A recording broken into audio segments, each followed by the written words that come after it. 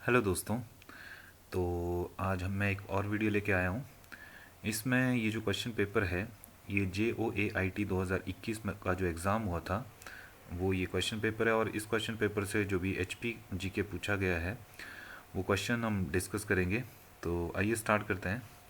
इसमें पहला क्वेश्चन इन्होंने पूछा है, जो लॉन्गिट्यूडनल एक्सटेंट है HP का वो क्या है। तो इसका राइट आंसर है option number A, 75 degree 47 minute से 79 डिग्री 4 मिनट ईस्ट। तो कभी और इसके साथ इसका लेटीट्यूड भी कभी पूछ लिया जाता है। तो लेटीट्यूड है इसका 32 डिग्री 22 मिनट से 33 डिग्री 12 मिनट तक, और वो नॉर्थ है। तो चलिए अगला क्वेश्चन देखते हैं। इसमें पूछा गया है, हिमाचल प्रदेश में नगर पालिकाओं की संख्या कितनी है। तो अभी हाल ही में नगर पालिकाओं की संख्या बढ़ी है, आपको पता होगा।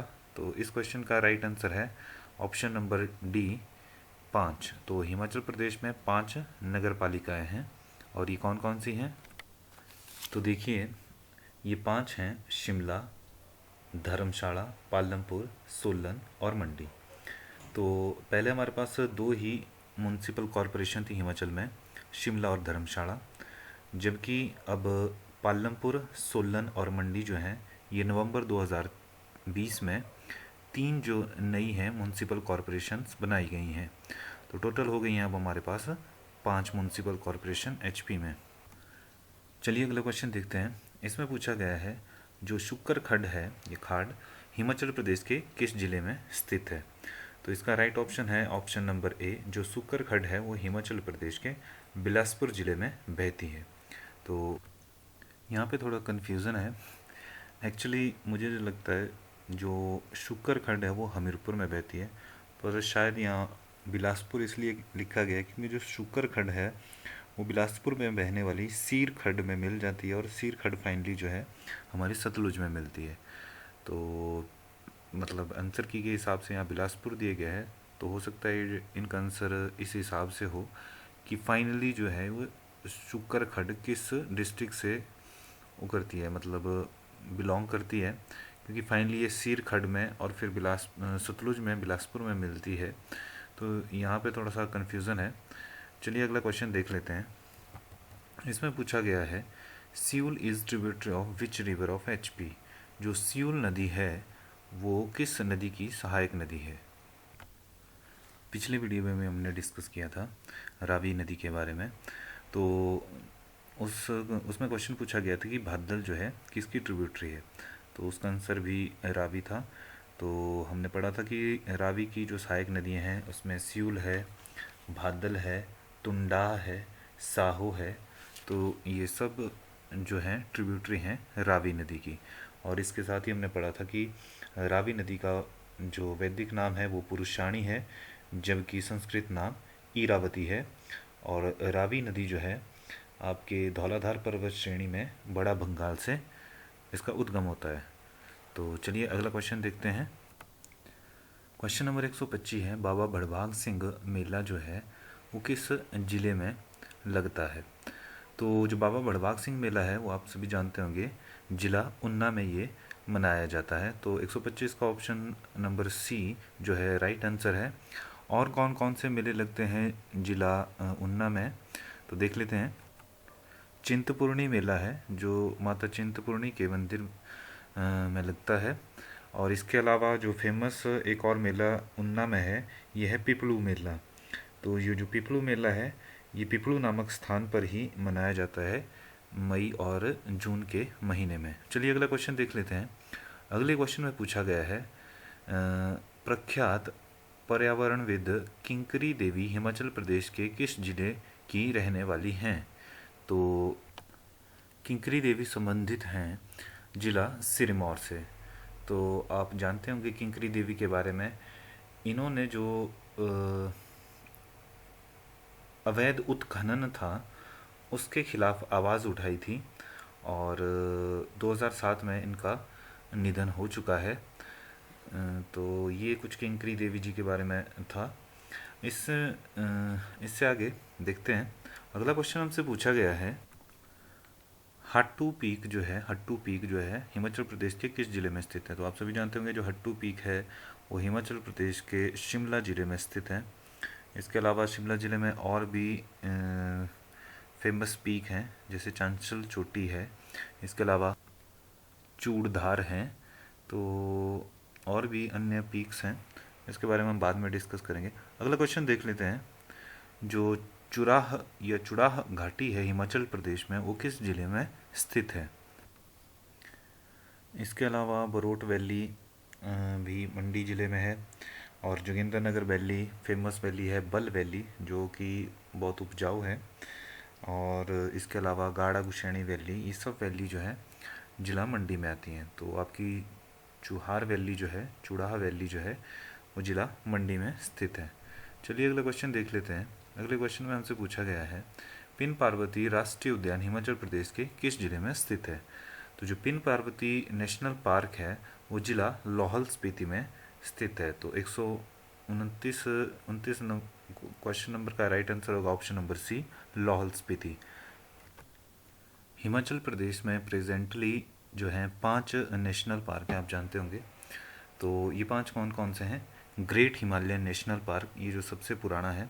इसके बाद है जो हमने पढ़ा पिन पार्वती नेशनल पार्क। इसके अलावा है जिला कुल्लू में इंदर किला नेशनल पार्क।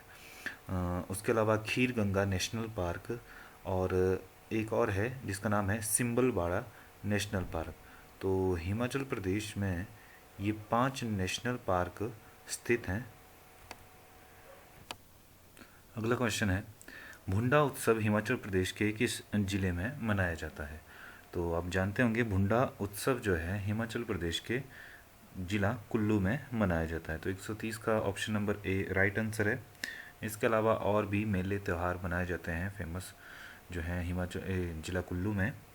तो इसमें मनाली में आपका ढुंगरी मेला लगता है, इसके साथ साथ निरमंड में बूढ़ी दिवाली है, और भुंडा उत्सव जो है जो अभी हमने पढ़ा ये भी निरमंड में ही लगता है जिला कुल्लू में। इसके बाद फेमस आपका दशहरा है जिला कुल्लू का। तो चलिए अगला क्वेश्चन देखते हैं। चंबा शासन किस वर्ष में स्थापित हुआ? Chamba dominion was founded in which year? तो इस क्वेश्चन का राइट आंसर है ऑप्शन नंबर ए 550 एडी। तो राजा मारू जो थे, या राजा मेरू भी लिखा होता है कहीं पे, तो उन्होंने चंबा रियासत की जो है स्थापना की थी 550 ईस्वी में। चलिए अगला क्वेश्चन देख लेते हैं। सुकेत राजसी राज्य का संस्थापक कौन था? तो यहाँ पे पूछा गया है कि सुकेत की स्थापना किसने की थी? जो सुकेत रियासत थी उसकी स्थापना किसने की थी? बीरसेन ने, और ये की थी 765 ईस्वी में। तो एक और चीज़, जो बीरसेन थे जिन्होंने सुकेत राज्य की स्थापना की थी, उनके भाई थे गिरिसेन। तो सेम ईयर मतलब 765 ईस्वी में ही जब ये सुकेत की स्थापना हुई थी, उसके साथ साथ ही क्योंथल रियासत की स्थापना भी की थी, और वो की थी बीरसेन के भाई गिरिसेन ने। चलिए अगला क्वेश्चन देख लेते हैं। जुब्बल का पुराना नाम क्या था? क्वेश्चन नंबर 133 है। तो इसमें राइट आंसर है ऑप्शन नंबर सी। जो जुब्बल का पुराना नाम था वो था देओरा। क्या था? देओरा। तो हमने पिछले वीडियो में भी पढ़ा था, एक ऐसा ही क्वेश्चन था। तो कीरग्राम किसका नाम था? ये था बैजनाथ का। तो कीरग्राम किस का पुराना नाम था? बैजनाथ का था। और इसी के साथ साथ हमने पिछले वीडियो में पढ़ा था कि सिरमौर का पुराना नाम क्या था? तो सिरमौर का पुराना नाम हमने पढ़ा था सुरुघना। क्या था? सुरुघना। और ब्रह्मपुरा था हमारा भरमौर का पुराना नाम ब्रह्मपुरा था। और बाकी तो आप जानते हैं त्रिगर्त जो था कांगड़ा का पुराना नाम था, कुल्लूत कुल्लू का था, और कहलूर बिलासपुर का था। चलिए अगले क्वेश्चन की तरफ बढ़ते हैं। क्वेश्चन नंबर 134 है, हिमाचल प्रदेश की पौंग पन बिजली परियोजना की कार्यकारी इकाई कौन सी है? तो एग्जीक्यूटिव एजेंसी पूछा यहाँ पौंग हाइड्रो इलेक्ट्रिक प्रोजेक्ट की, तो ये है बीबीएमबी। और ऑप्शन नंबर डी में है बीबीएमबी। इसका बीबीएमबी की फुल फॉर्म है हमारे पास भाखड़ा ब्यास मैनेजमेंट बोर्ड। क्या है? Bhakra Beas management board. तो चलिए अगले क्वेश्चन की तरफ बढ़ते हैं। Question number 135, eternal university is located at which place in HP? तो इस क्वेश्चन का ऑप्शन नंबर ए राइट है, बरा साहिब, या इसको बरू साहिब भी बोलते हैं, जो कि राजगढ़ में है, जिला सोलन में। तो एक प्राइवेट यूनिवर्सिटी है जो कि राजगढ़ सोलन में स्थित है। चलिए अगला क्वेश्चन देखते हैं। The first Buddhist council met at, कहाँ पे हुई थी पहली बौद्ध संगीति? तो ये थी राजगृह में। कुल 4 बौद्ध संगतियाँ हुई हैं। तो पहली के बारे में हमने जान लिया यहाँ पे कि ये राजगृह में हुई थी, और ये हुई थी 483 ईसा पूर्व। तो और अजात शत्रु ने इसमें योगदान किया था, मतलब राजा थे, उन्होंने अजात शत्रु के संरक्षण में वो हुई थी। उसके बाद जो दूसरी बौद्ध संगति हुई थी वो वैशाली में हुई थी। तो जो वैशाली में दूसरी बौद्ध संगति हुई थी वो होती 383 ईसा पूर्व, मतलब उसके ठीक 100 साल बाद, पहली के ठीक 100 साल बाद दूसरी बौद्ध संगति हुई। और जो तीसरी बौद्ध संगति हुई थी वो हुई थी पाटलिपुत्र में, और ये हुई थी 250 ईसा पूर्व में। तो और इसके संरक्षक थे अशोका। और जो चौथी बौद्ध संगति हुई थी वो कनिष्क के संरक्षण में हुई थी, और ये कश्मीर में हुई थी, कुंदलवन में। और ये हुई थी 72 मतलब 72 AD में, ईस्वी में। तो ये कुल 4 बौद्ध संगतियाँ थी जिनके बारे में हमने पढ़ा। चलिए अगला क्वेश्चन देख लेते हैं। नौ रत्न की परिषद संबंधित है। जो 9 रत्नों की परिषद थी वो किसके शासन में थी या किससे किससे संबंधित थी? तो ये थी चंद्रगुप्त द्वितीय के समय में 9 रत्न परिषद थी। अगला क्वेश्चन देखते हैं। Token currency was introduce for the first time in India by, यानी सांकेतिक मुद्रा का प्रचलन भारत में प्रथम बार कब शुरू हुआ था? तो इसका राइट आंसर है ऑप्शन नंबर सी, मोहम्मद बिन तुगलक के समय। तो जो मोहम्मद बिन तुगलक थे उन्होंने भारत में पहली बार सांकेतिक मुद्रा का प्रचलन शुरू किया था। अगले क्वेश्चन की तरफ बढ़ते हैं। इसमें पूछा गया है महाराजा रणजीत सिंह के राज्य की राजधानी कौन सी थी? तो जो महाराजा रणजीत सिंह थे उनके राज्य की राजधानी थी उस समय लाहौर। महाराजा रणजीत सिंह जो थे वो बहुत ही फेमस राजा थे, और इनकी शासनावधि मतलब 1801 से लेकर 1839 ईस्वी तक इन्होंने ये राजा रहे, और इनका राज्य अभिषेक हुआ था 12 अप्रैल 1801 को। और यहाँ पे क्वेश्चन पूछा गया था कि इनकी राजधानी थी लाहौर, और इनके बाद जो थे इनके उत्तराधिकारी का नाम था महाराजा खड़क सिंह। तो चलिए अगले क्वेश्चन की तरफ बढ़ते हैं। अंग्रेजों द्वारा किसे the leader of Indian unrest कहा गया? तो अंग्रेजों ने कहा था बाल गंगाधर तिलक जी को the leader of Indian unrest, मतलब 140 का option number C right answer है। क्वेश्चन नंबर 141 देख लेते हैं। इसमें पूछा इन्होंने who introduce the railway and telegraphs in India? तो भारत में रेलवे और टेलीग्राफ को किसने आरंभ किया? तो इसका राइट आंसर है ऑप्शन नंबर डी, यानी लॉर्ड डलहौजी के समय में। लॉर्ड डलहौजी भारत के गवर्नर जनरल रहे थे 1848 से 1856 तक। चलिए अगला क्वेश्चन देख लेते हैं। Fundamental duties were incorporated in the Indian constitution in which year? मौलिक कर्तव्यों को भारतीय संविधान में किस वर्ष शामिल किया गया था? तो ऑप्शन नंबर ए इसका राइट आंसर है 1976।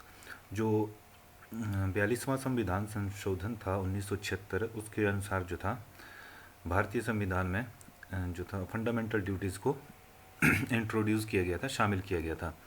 और ये किसकी रिकमेंडेशन पे किया गया था? उस टाइम एक कमेटी बनी थी स्वर्ण सिंह कमेटी, उसकी सिफारिश के बाद जो था फंडामेंटल ड्यूटीज़ को 42nd अमेंडमेंट द्वारा 1976 में इनकॉर्पोरेट किया गया था फंडामेंटल ड्यूटीज़ को। और प्रेजेंटली जो है हमारे इसमें संविधान में 11 मतलब 11 जो है टोटल फंडामेंटल ड्यूटीज़ हैं। पहले ये 10 थी। जो 86वां संविधान संशोधन हुआ था 2002 में, उसमें जो 11वीं फंडामेंटल ड्यूटीज़ थी उसको इंट्रोड्यूस किया गया था। मतलब पहले 10 थी, जो 86वां संविधान संशोधन 2000 में हुआ था, तो उसमें जो था जो 6 से 14 वर्ष आयु वर्ग के बच्चे हैं उनको जो अनिवार्य शिक्षा है मतलब ड्यूटीज़ में जोड़ा गया था कि उनके पेरेंट्स को और जो भी उनके गार्जियन हैं उनको 6 से 14 साल तक के बच्चों को अनिवार्य शिक्षा जो है वो प्रदान करवानी है। तो ये था कुछ फंडामेंटल ड्यूटीज़ के बारे में। चलिए अगला क्वेश्चन देखते हैं। द्विसदनीय विधायिका किस राज्य में नहीं है? तो क्वेश्चन देख सकते हैं हम 143। तो इसमें बताया गया है कि जो राजस्थान है उसमें द्विसदनीय विधायिका नहीं है, यानी बाई कैमरल जो लेजिस्लेचर है वो राजस्थान में नहीं है, जबकि बिहार, कर्नाटक और महाराष्ट्र में है। अभी हमारे देश में आंध्र प्रदेश, बिहार, कर्नाटका, महाराष्ट्र, तेलंगाना और उत्तर प्रदेश में जो है द्विसदनीय विधायिका है। मतलब अभी सिर्फ 6 राज्यों में ही द्विसदनीय विधायिका प्रेजेंटली है। क्वेश्चन नंबर 144 देखते हैं। भारत के राष्ट्रपति को पदभार ग्रहण करने के पूर्व कौन शपथ दिलाता है? तो आप सभी जानते होंगे चीफ जस्टिस ऑफ इंडिया जो है वो प्रेसिडेंट को ओथ दिलवाते हैं। Question number 145, monetary policy refer to the policy of. जो मॉनेटरी पॉलिसी है, मौद्रिक नीति है, इनमें से किसकी नीति है? तो ये है मौद्रिक नीति होती है आपकी सेंट्रल बैंक की, और सेंट्रल बैंक है आपका आरबीआई यानी reserve bank of India. Question number 146 देखते हैं। इसमें पूछा गया है मौसमी बेरोजगारी जो है किससे संबंधित है? तो जो मौसमी बेरोजगारी है वह ऑप्शन ए एग्रीकल्चर से संबंधित है। Option number A right answer. Question number 147 देखते हैं। Which is the brightest planet? जो सबसे चमकीला जो ग्रह है वो कौन सा है? तो ये वो है हमारे पास शुक्र ग्रह। शुक्र ग्रह को और क्या क्या बोलते हैं हम? जैसे आपका सबसे चमकीला ग्रह शुक्र, और सौरमंडल का सबसे गर्म ग्रह भी शुक्र है। सांझ का तारा मतलब इवनिंग स्टार हम शुक्र को ही बोलते हैं। पृथ्वी की जुड़वा बहन ये भी शुक्र को कहा जाता है। चलिए अगला क्वेश्चन देख लेते हैं। क्वेश्चन नंबर 148, प्रति चक्रवात किसके कारण होता है? यानी anticyclone are caused by. तो इसका option number B right answer है, winds that blow spirally outward from the centre. Question number 149 है, पेरू किस महाद्वीप में स्थित है? जो पेरू देश है वो है आपके साउथ अमेरिका में स्थित है। तो और पेरू की राजधानी है लीमा, और पेरू में प्रमुख नदी है अमेज़न। चलिए अगले क्वेश्चन को देख लेते हैं। The capital of Switzerland is. तो स्विट्ज़रलैंड की राजधानी है burn. Option number A right answer. Which Indian state is known for the sandalwood? जो चंदन की लकड़ी है, लकड़ी के लिए कौन सा राज्य जाना जाता है? वो है कर्नाटक। तो कर्नाटक जो है प्रथम स्थान पे है, और दूसरे स्थान पे जो चंदन की लकड़ी जो है सबसे ज़्यादा पाई जाती है तमिलनाडु में। अगला क्वेश्चन है, the highest dam in India is located in. तो जो हाईएस्ट डैम है वो स्थित है हमारा हिमाचल प्रदेश में। यहाँ पे भाखड़ा बांध डैम की बात हो रही है। तो वैसे जो हाईएस्ट डैम है यहाँ ऑप्शन में जो दिया गया है उसमें हिमाचल प्रदेश है। वैसे आप देखेंगे तो जो टिहरी बांध है भागीरथी नदी पे वो सबसे ज़्यादा ऊंचाई पे है, और उसके बाद आता है आपका लखवार डैम जो कि यमुना नदी पे है देहरादून में, उत्तराखंड में। तो चलिए अगला क्वेश्चन देखते हैं। Insulin is secreted in pancreas. Option number C right answer है। देखिए एचपीजी के तो यहाँ पे हमारा ख़त्म हो चुका है। चलिए अगला क्वेश्चन देखते हैं।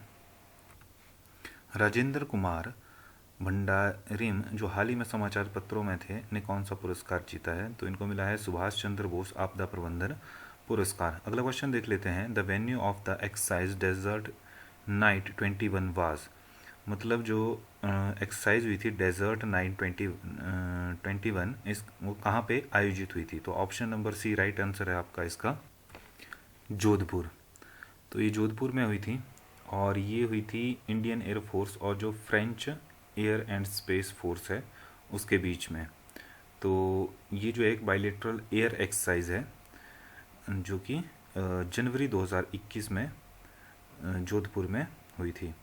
क्वेश्चन नंबर 162 जो कि इस वीडियो का लास्ट क्वेश्चन है, इसमें पूछा गया है शगुन जो है किस भारतीय राज्य की एक फ्लैगशिप योजना है। तो ये पंजाब सरकार की योजना है शगुन जो है फ्लैगशिप योजना। इसमें जो है ये जो भी गरीबी रेखा में जो बच्चियाँ हैं, जो लड़कियां हैं, उनको शादी के लिए 51,000 रुपया दिया जाता था। पहले ये राशि 31,000 रुपये थी। और आपने अभी पीछे सुना होगा कि जो हिमाचल के मुख्यमंत्री हैं जयराम ठाकुर, उन्होंने भी जो है हिमाचल में भी एक शगुन जो है नाम से ही एक योजना चलाई है। इसमें जो लड़कियों की शादी के लिए जो है 31,000 रुपये दिए जाते हैं। और इसकी घोषणा इन्होंने 2021-22 के बजट के दौरान की थी।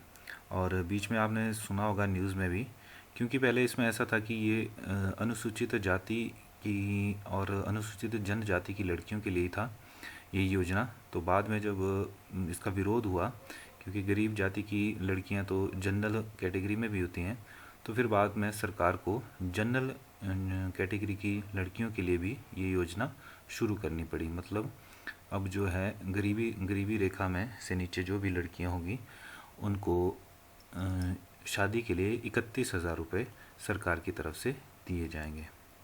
तो चलिए आज के वीडियो में इतना ही। और वीडियो कुछ ज़्यादा ही लंबा हो गया है आज, तो शेयर करते रहिए और धन्यवाद।